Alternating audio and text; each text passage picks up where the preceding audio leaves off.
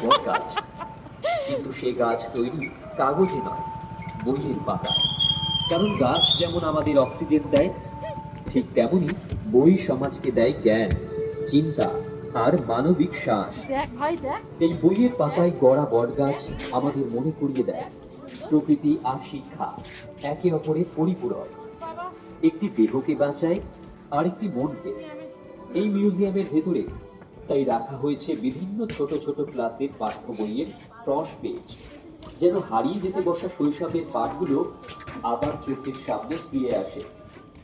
যেন মনে পড়ে যায়, শিক্ষা শুধু পরীক্ষার নম্বর নয়, শিক্ষায় মানুষকে মানুষ করে।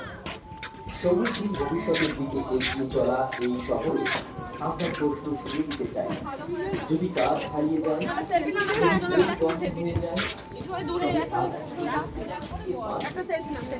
এই মণ্ডল তাই শুধু একটি পূজার ভাগ নয়, এটি একটি স্মৃতি, একটি সতর্ক বার্তা এবং একটি আশার প্রতীক। কালনা দক্ষিণ বারোয়ারি বাড়িপাড়া সরস্বতী পুজো 2026 সকলকে স্বাগত।